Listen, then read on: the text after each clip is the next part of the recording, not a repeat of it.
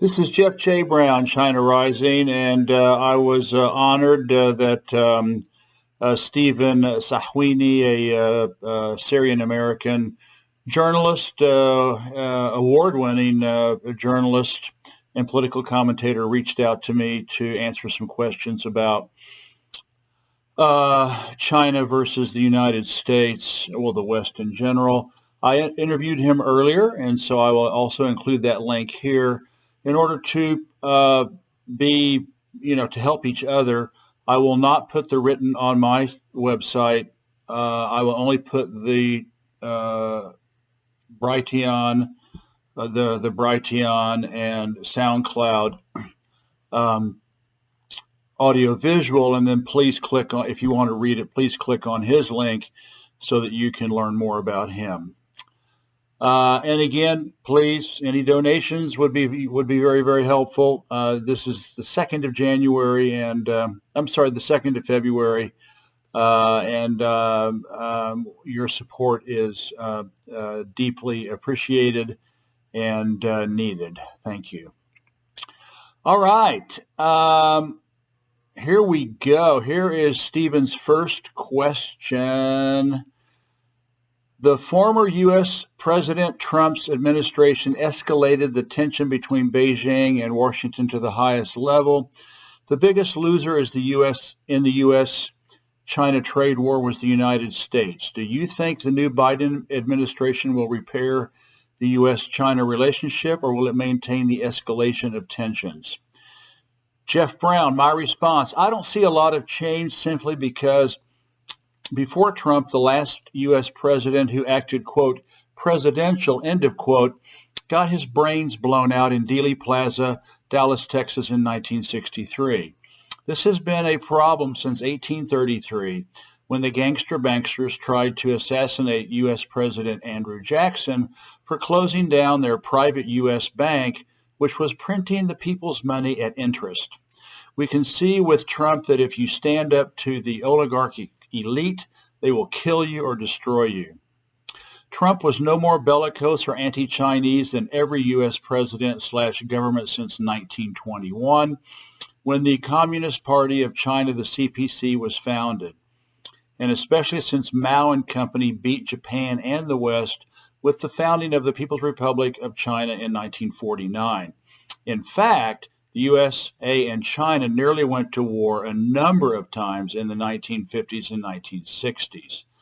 So Trump simply used the tools at his disposal that the deep state could not manipulate, those being tariffs, sanctions, embargoes, focused on high-tech, military, Taiwan, Hong Kong, Tibet, Xinjiang, and his powerful bully pulpit. I'm not even sure how much the U.S. lost or gained since the West's big lie propaganda machine, the BLPM, spewed anti-Trump projectile vomit from before he even got elected, still do, while censoring any data or news that was and is to his benefit, as reported here. And I've included a few links if you want to get, if you go to the printed version. Next question, Stephen. The former U.S. administration supported Taiwan in the China-Taiwan dispute. Do you perceive U.S. President Biden as being a fair broker between the two sides? My response, honestly, I don't think so, except possibly for some cosmetic PR moves.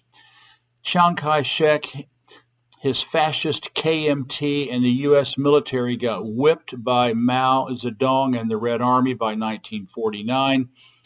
Running with their tails between their legs to Taiwan. Since then, every U.S. administration has used this renegade China province to try to harass and overthrow the CPC. Arms have continued to pour into the island, preferential trade policies passed, and the tacit threat that Uncle Sam will join Taiwan if attacked by the mainland have not changed. After Nixon's overtures to China in 1972, the U.S. mostly adhered to the One China policy, which they could afford to do since the West was still far and away much more economically and militarily powerful than the PRC. But times have changed. Communist Socialist China's PPP, the Purchasing Power Parity measurement for the economy, surpassed the U.S.'s in 2014 and is like an unstoppable 600-kilometer-per-hour maglev train. China tech is racing past the West at the speed of light, and President Xi Jinping has put the People's Liberation Army, the PLA, with its Air Force, Navy, rocket, strategic, armed police, and reserve forces on par with, and in a number of cases outstripping Uncle Sam's capabilities. The West's oligarchic deep state cannon only knows how to shoot in one direction: destroy all peoples in their countries that are not controlled and exploited by them. So these efforts vis-a-vis China will continue, including pushing the Taiwan issue. Stephen's next question. The former Trump administration perceived the China-Russia growing relationship as a threat. In your opinion, will the Biden administration continue this perception of the strong relationship as a threat to U.S. interests? My response, to understand China versus the West, we have to go back in history. Every U.S. administration has worked overtime to keep USSR/Russia and the PRC divided, which they were able to do in 1960, helping orchestrate the Sino-Soviet split. It lasted until Vladimir Putin became Russian president in 2000. One can only imagine how world history would have been much better for the global 99% without that cataclysmic 40-year geopolitical divorce. I think both current leaderships in China and Russia realize that the Sino-Soviet split only served the interests of NATO, and they are not going to repeat that tragic mistake, which cascaded disastrously throughout Asia, Korea, Vietnam, Cambodia, Laos, Afghanistan, Iran, Palestine, etc., to the West's benefit. Now, with wise and visionary leadership in both 21st century Moscow and Beijing, Uranglo land has not been able to pit these two Asian giants against each other a second time while working furiously to destroy them individually. On the contrary, global multipolar forces are moving in the opposite direction, with the Asian Infrastructure Investment Bank, AIIB, Belt and Road Initiative, BRI, BRICS, with the BRICS Bank, the Collective Security Treaty Organization, the CSTO, the Eurasian Economic Union, the EAEU, Shanghai Cooperation Organization, SCO, not to mention the Association of Southeast Asian Nations, ASEAN, ASEAN. It's more and more difficult for the West deep state to impose its will in Asia like it has so successfully done for much of the last 500 years of colonialism and imperialism. Stephen's next question. The West continues to use the Uyghurs as political pressure upon Beijing. If the West continues to use the Uyghurs as a threat to China, what would be China's possible response? And my answer, Britain was using Xinjiang, where most of China's Uyghurs live, and Tibet early in the 20th century to limit Russia's influence and possible expansion into its empire, especially India. So this is not new. After the West working furiously to use Tibet and Taiwan to overthrow the CPC, starting in the 1950s, Hong Kong after 1997, and the South China Sea in the 2000s, all ongoing, it was only a matter of time before NATO would use its vast network of global proxy armies, posing as, quote, true religion Islamicists, end of quote, to try to subvert China and its 25 million Muslim citizens. Like the Western oligarchs' tsunami of endless false flags and psychological warfare, the BLPM can brainwash most of the world's people to believe absolutely anything they want to promote, no matter how preposterous. Perception becomes mass-induced. Delusions of, quote, reality, end of quote, even though it is a total fiction. Based on experience, I know the truth. I have traveled throughout China's Muslim regions and met many people. My family and I lived in a Muslim neighborhood in Beijing for 4 years. I have also written much about Islam in China. Biden's UN ambassador nominee Linda Thomas Greenfield has declared she is anxious to declare Xinjiang and its Muslims as victims of Sino-genocide. So nothing will change. Baba Beijing, China's leadership, will do what I do, keep telling the truth and fighting the good fight against the West's relentless and very efficacious global BLPM. Next question, Stephen asks. Late in 2020, the world saw tension between Beijing and New Delhi escalate from a political level to a military confrontation with losses on both sides. In your opinion, did the former U.S. administration's support of the India position contribute to the confrontation on the ground? Additionally, what is your take on the future of China-India relations?